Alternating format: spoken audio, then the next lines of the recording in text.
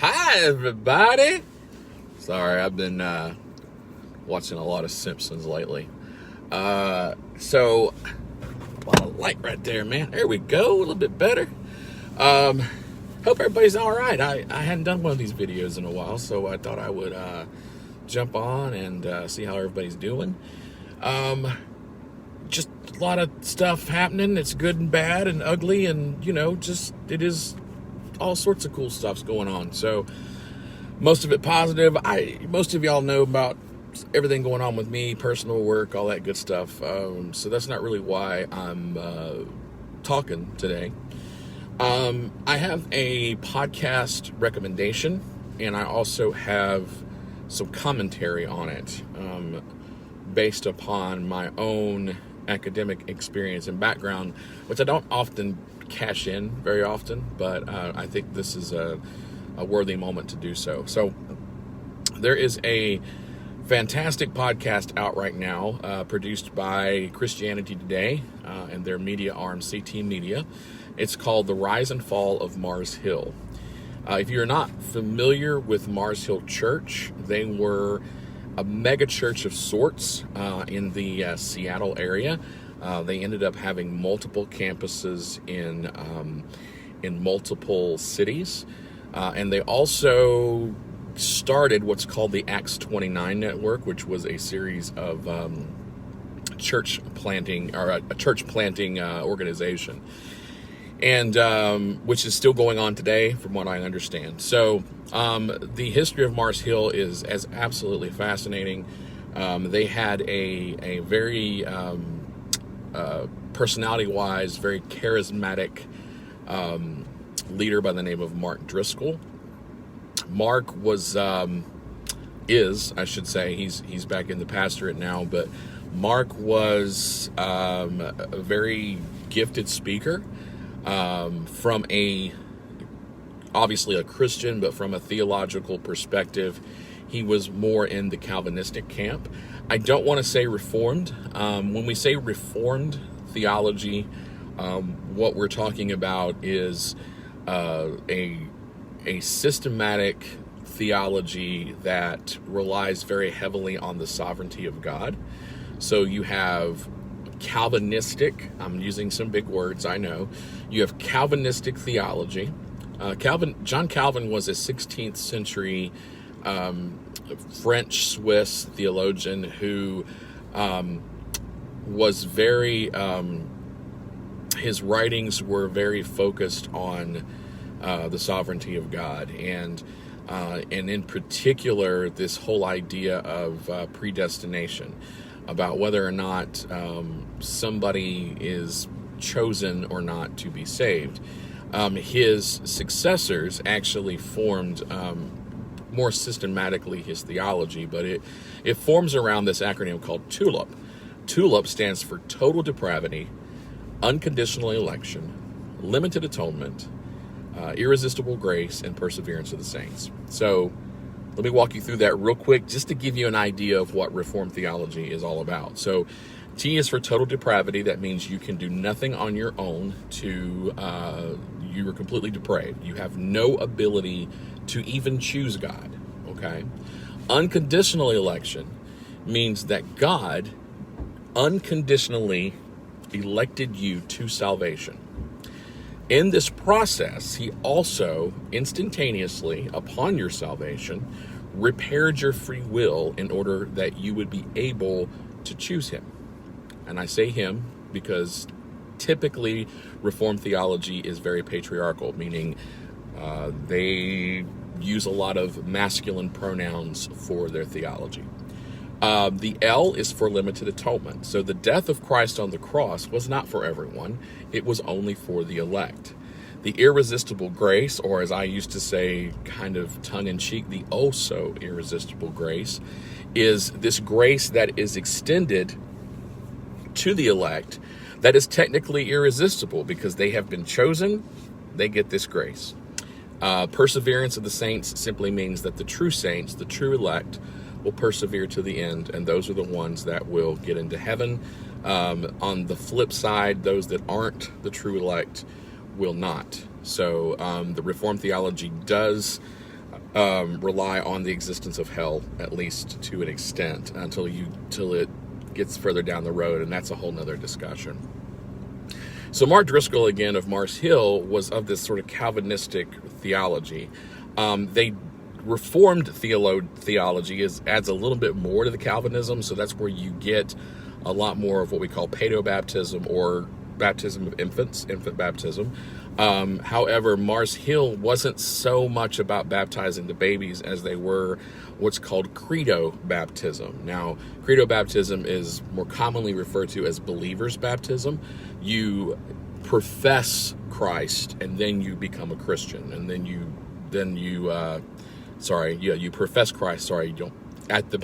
Let me back that up. When you profess Christ to become a Christian, at that point, that is when you become baptized. So, Reformed theology relies very heavily on the whole idea of covenant, and the idea that there are overarching covenants, and depending on what form of covenant theology you're working with, those covenants can sort of it's the word I'm looking for. They taper out, and there'll be more covenants that are an extension of those covenants. That's a whole other thing.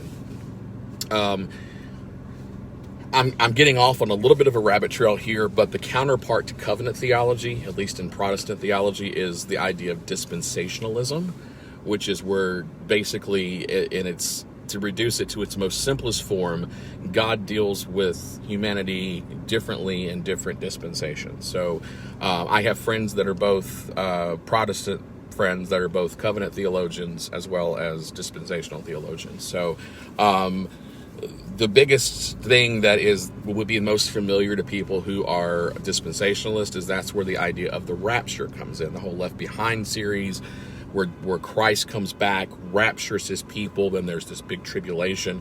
All that, what we call end times theology or eschatology, is a direct result of a dispensational belief in theology. So you got a crash course right there in theology. So anyway, Mark Driscoll, though, was more Reformed, more Calvinistic. They didn't baptize babies, but they did primarily what's called credo baptism. Again, they baptized people after they had professed Christ. Mark Driscoll was also very masculine, and he often criticized what he basically would call the making Jesus more feminine than he actually was. So Mark would prefer to talk more about Jesus turning over the tables. He's like the warrior Christ. You get this whole imagery in there of that. And so that was what Mark talked about a lot. And he also, a lot in his church, talked about men rising up to become real men of God, and being able to do that. So and as they become real men of God and take their proper place as the head of the family, then those men of God, they are able to lead their families in the correct way to do that. So anyway, Mark was so masculine that he really fell into what we would probably call today in 2021 toxic masculinity. It was very macho, I'm going to kick your ass kind of stuff. It was just how he was. And when I say kick your ass, that's the word he would use. He was also known for cursing. Now, there are only the rumors and the legend around Mark cursing are bigger than it actually happened. He did curse a few times in his sermon, in the sense where one sermon he said, "Who the hell do you think you are?" Which of course with evangelicals is cursing. Not for some of the people it's not, but in their circles he was known for cursing. But anyway, I digress. So he was it was more his whole thing was kind of a cult of personality. Very much revolved around him. He had kids, beautiful wife, by the way, her name's Grace, and he had great kids. He named his kids Calvin and Luther. I mean, they were, and those, like I said, Calvin was was a giant among Reformed theologians. Luther, most people are familiar with Martin Luther because that's where history and theology sort of collide. October the 31st, 1517, that whole thing. The whole Wittenberg Chapel Reformation type of thing. Anyway, I digress. So the attraction of Mark Driscoll and Mars Hill was that here comes along a guy who is not only brazen about what he believes, but he's fierce about it. He grabs a hold of it. He doesn't lay down, and he's also contemporary. Mars Hill put out some great worship music. As far as worship music is concerned, they did a lot of great stuff. So their worship was really progressive. The way that they modeled their church was very progressive. Their theology was not progressive. It was pretty much dyed-in-the-wool conservative, but that's what happened. But as this church grew from 1996 to around 2014 into thousands of people and dozens of campuses, some things came out about Mark's toxic masculine leadership style. He was verbally abusive. He basically, and even in one church planting seminar, he said, the bus is going to run over you. You're going to get on the bus, or you're going to get run over by the bus. Often would talk about love, but in the grand scheme of things, didn't show it as much as he should. And I'm not judging the guy, just kind of stating facts. I think he would probably say this as well. Well, the whole history of Mars Hill is very convoluted and detailed. I won't go into all that. But I said all that to say that this podcast that I'm talking about talks about the history of Mars Hill. In 2014, Mars Hill basically broke up. All the different campuses of their church became independent churches, and Mars Hill Church pretty much folded. And that was because Mark, about 2 months before that, decided to resign from the church. And literally within 2 months, the entire church folded. And that, by the way, would be the definition of a church built on a cult of personality, like Mark Driscoll. Like I said, his sermons are great. They were long, 45 minutes to an hour. He's a very gifted speaker, very gifted teacher. But he had some personal issues, like a lot of pastors do, like we all do, right? So anyway, I said all that to say this. When you're talking about personal belief systems of people, when you're talking about systematic forms of theology, one of the things that you need to understand, that I firmly believe, and by the way, this puts me at odds already with this podcast. Although it's a very good podcast, I have to sincerely disagree with them on one thing. Theology is by nature reactive. If you go back and look throughout the history of Christianity, the way doctrines were formed were very much reactionary. Somebody would come along and they would say, I believe that Jesus wasn't actually human, and that he was more of a spirit. They denied the validity of Jesus's humanity. It's called docetism, if I remember my history correct. I might be wrong on that. A lot of these heresies, I get all confused, and I'm getting old, y'all. But I believe it was called docetism. And then you had somebody else come along and deny that that they would say he was either all spirit. And then they came along with a doctrine, and a council would defeat that. And then they come along, well, he wasn't spirit. He was just a man. He wasn't God at all. He attributed himself to be God. He became God. And we came along with another church council that denied that.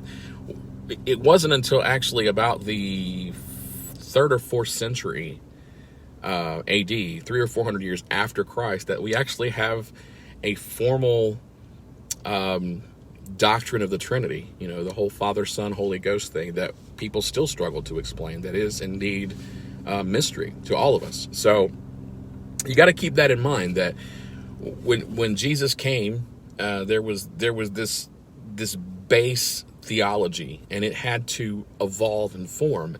And the way that it evolved and formed was by reacting to certain things. It's the same thing with theology as it is with church growth. So, how how far back do we go? So let's go back to Martin Luther, 1517. Martin Luther attacked, well, actually, we can go back further than that. There was a great split between the church in East and West. The Eastern Church became what we know as Eastern Orthodoxy, Greek Orthodox, Russian Orthodox, things like that, the Orthodox Church. And then the Western Church became what we now refer to as the Catholic Church. And in the West, in 1517, Martin Luther attacked what's called the 95 Theses on the door of the Wittenberg Chapel in Wittenberg, Germany. Now, that was a common place that a lot of theologians would, or people would post things for discussion. And these were basically just 95 points that Luther wanted to bring up and discuss. And it was actually written in Latin. And at that time in Germany, most people couldn't read, let alone read Latin. So he was mainly posting this for the church leadership to read. Somebody came along and translated it from Latin to German. So it became into the common tongue, and all of a sudden there is both a theological and political movement that it was going against the church, which pretty much controlled everything at that time. So that is what we call the Protestant Reformation. But it was also set in the idea that salvation is by grace alone, through faith alone, in Christ alone, to the glory of God alone. That was Luther's basic gist of everything that he was saying. So anyway, to make a long story short, so you've got all that happening, and then as the Lutheran Church grew, it split off into different factions. You have more of the Calvinists. You had, which is where we get most of our Presbyterian brethren from. You had a guy by the name of Ulrich Zwingli who came along, and that's where we get a lot of Baptist theology from. And I should say also, for my Baptist brothers and sisters, there's many different types of Baptists. So as we move further along into the Baptist movement in particular, it's splintered along many, many lines, both here in America, both because of race, because of progressive theology. So basically it's this like you have a tree, and at the base of the tree it begins to grow, and then a branch goes this way, and a branch goes this way, and another branch goes this way. And they were all reacting theologically to the different belief systems. So fast forward to around the 19th century, let's go all the way back to, say, the 18th century. We had a movement in, particularly here in the United States, but really all over the world. It was called the Enlightenment. And in the Enlightenment, you had the Age of Reason, where people were taking what their minds, and they were inserting that into religion. So all of a sudden they were saying things, like, well, if I can't figure it out, it's not really something I should believe in. So there began to be a movement there. And so there were some people that split off and became more liberal. But basically, by right around the beginning to the middle of the 19th century, you had a formation of mainline churches that were Presbyterian, Methodist, Lutheran, some Baptists. They were called mainline denominations. These were a group of church denominations that basically believed at the core pretty much everything that a Protestant would believe. However, what they tended to start to go a little bit liberal. So as their theology evolved, there was a strong reaction against this classic Protestant liberalism that began in the late 19th century into the early 20th century that we are still experiencing today. The reaction of this was called fundamentalism. It actually came from a series of tracts that was written called the Fundamentals, which outlined the basic beliefs that a Christian should have, or they shouldn't be considered Christian. In classic Protestant liberalism, a lot of people, I'm about to drop my glasses. A lot of people were denying, like, the divinity of Christ, the virgin birth, things like that. So here comes classic Protestant liberalism, and then this reaction to that from fundamentalism. As you get toward the end of the 19th century and the beginning of the 20th century, you have another movement that's reacting against this Protestant liberalism that's coming out of more Methodist Wesleyan type of churches. And that was the beginning of the Pentecostal movement, the Azusa Street revival that happened in Los Angeles and in Azusa Street in 1914, I want to say. I'm trying if I remember my history right. But the whole history of the Pentecostal movement is a whole situation of itself. I'm literally giving you a crash course here. So then you had the Pentecostal movement, and then out of the Pentecostal movement, believe it or not, you had another form of Baptist that came out. So as we fast forward through the 20th century, you begin to have mainline denominations that were classic Protestant liberals or classic liberal Protestantism, and then you had the more conservative branches, Baptist, things like that. I should also mention too, the Baptist church split somewhere around the Civil War. I think it was the American Baptist Church split, and that's where we get now the Southern Baptist Convention in its current form. So as the 20th century progresses, there was this movement that reacted against classic Protestant liberalism that became fundamentalism, and they retreated so far back that separation became one of the basic hallmarks of their theology. We have to be separate from the world. We can't get involved in that.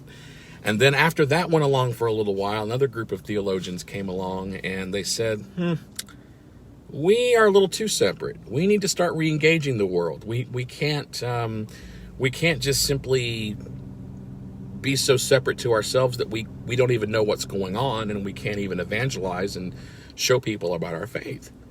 So those people, because the basis of their re-engagement with the world was evangelism, they became known as evangelicals. There you go. Now, evangelical today has evolved not just from a theological movement, but also to a political movement. So as evangelicals evolved, we move into the 60s and 70s in the 20th century, where you had the charismatic renewal, which a lot of mainline Protestant churches begin to have charismatic revivals, where people were exhibiting the more charismatic gifts of the Holy Spirit, like speaking in tongues, which is the most popular one of those.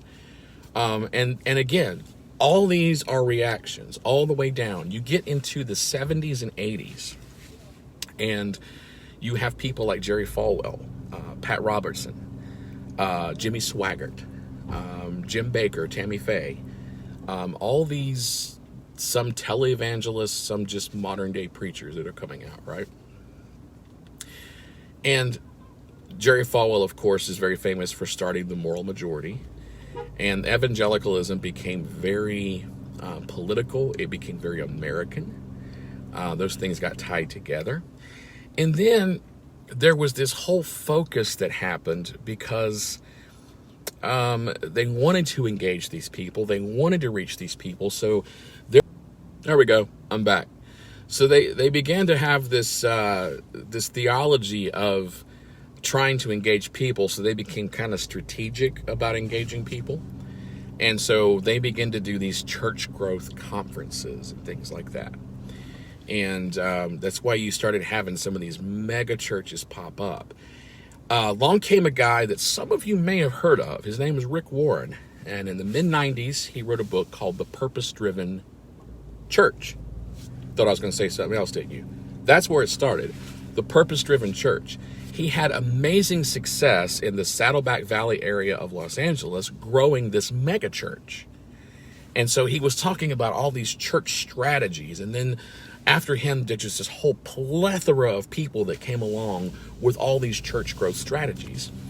It was mainly focused on baby boomers. So it was a more relaxed, informal type of service where, Rick Warren was famous for preaching in Hawaiian shirts and, very casual, kind of laid back, coffee in the lobby kind of thing, And the problem with these pastors, and I would also consider Joel Osteen in that regard as well. He's kind of in the same vein.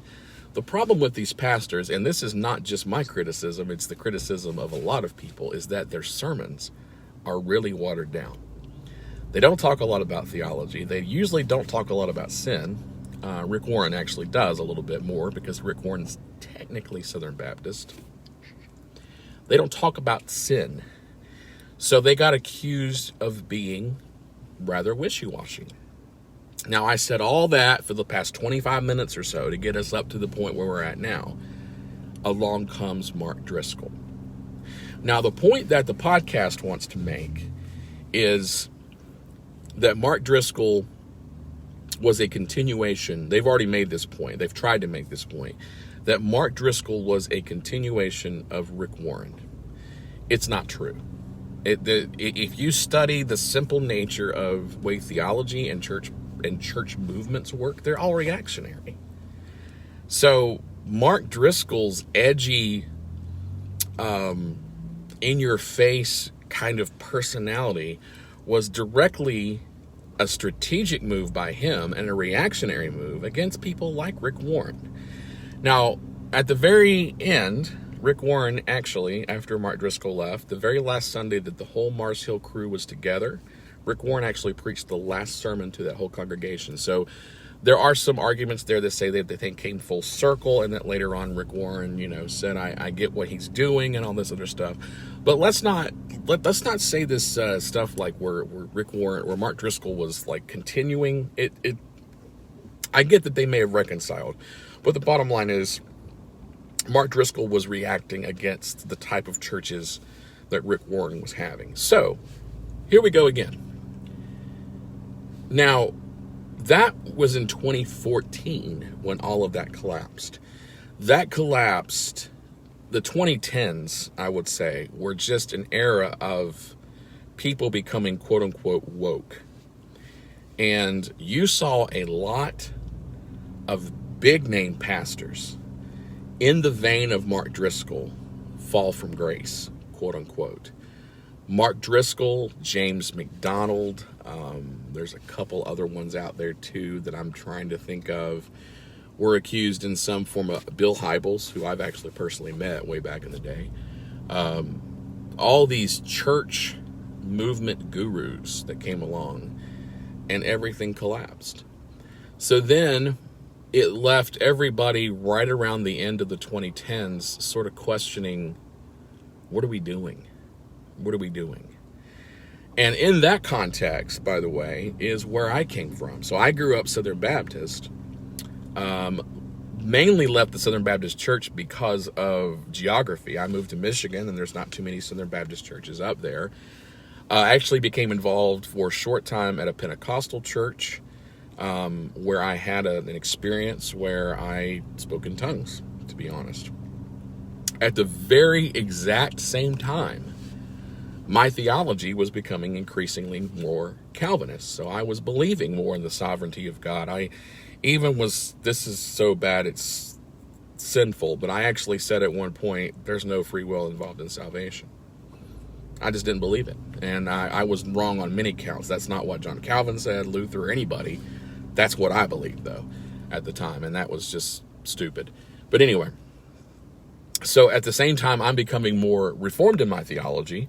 I'm also becoming more Pentecostal or charismatic. So I'm basically a weirdo because there's not too many Reformed charismatic people out there. And then along comes Mark Driscoll, who not only was more Reformed and Calvinistic in his theology, even though he didn't baptize babies, he was also a proponent of the continuation of the gifts. So he actually affirmed that some people do have those gifts. He did not affirm a second baptism of the Holy Spirit like Pentecostals do.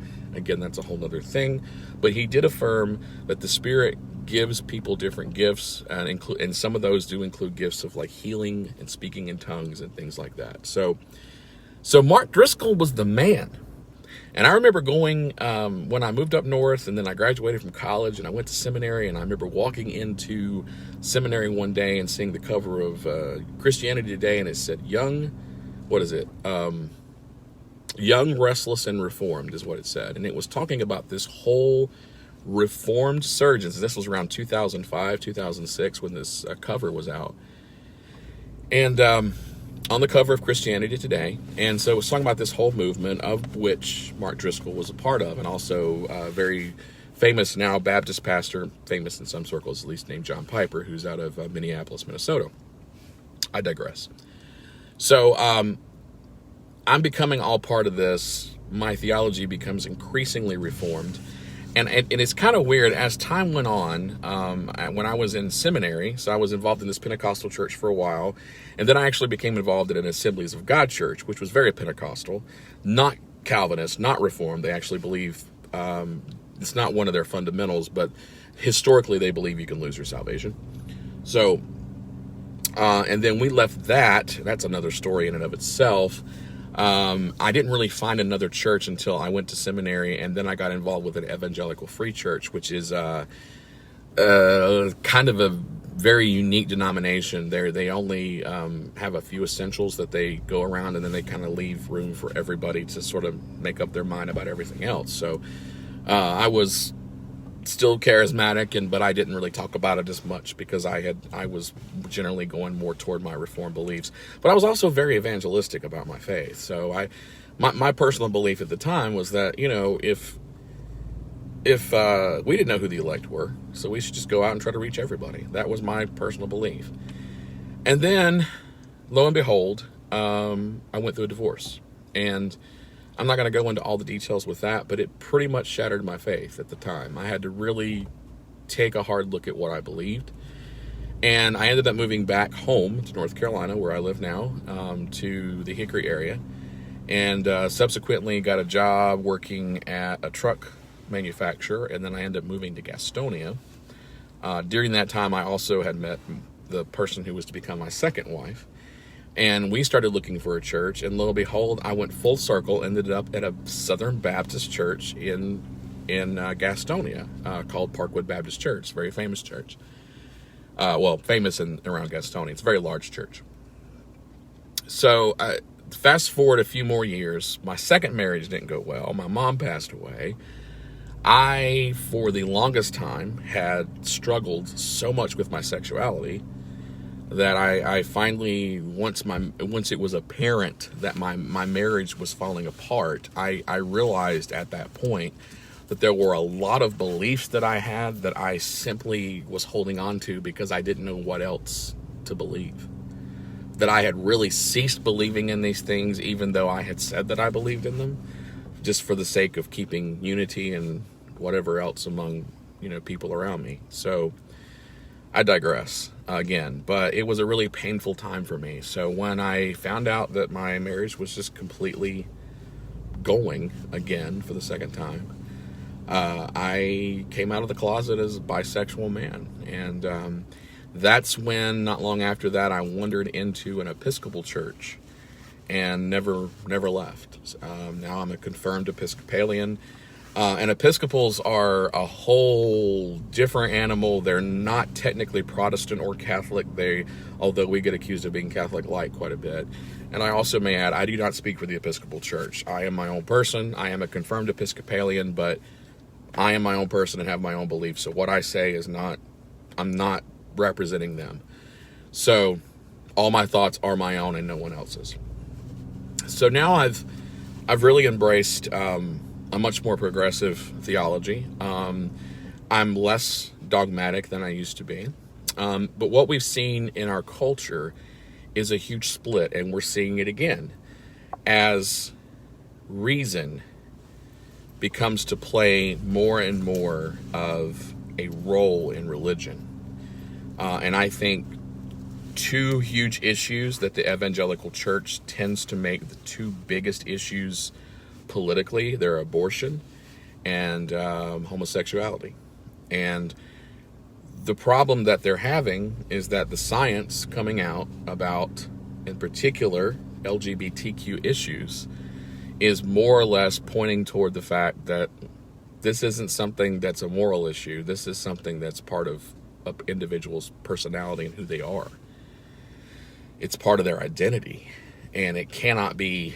At the same time, it's fluid, but at the same time, it can't be changed. It's not something that you have control over. It's not a moral issue. Anyway, so, and as, again, you see it right in front of you, as science begins to play more of a role in religion now into the 2020s, what you're seeing is a splitting. There's a hard right, and there's hardly any in the middle. There tends to be people that are on the far left, or at least the left and the far left. They have people that are on the far right, or at least the right. But there's about those two issues when it comes to abortion and homosexuality.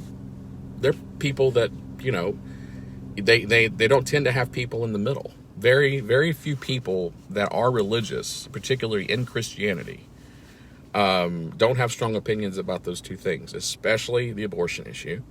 But I think more evident is the LGBTQ issue. So anyway, I say all that to say that, and I know this has been a long rant, but I needed to do it because it's just been kind of sitting on me for a while. Theology is by nature reactionary. The way we form our churches, the way we reach people, is by nature reactionary. And it's going to continue to be that way. In 2021, I mean, look at all the shit that's happening from the pandemic.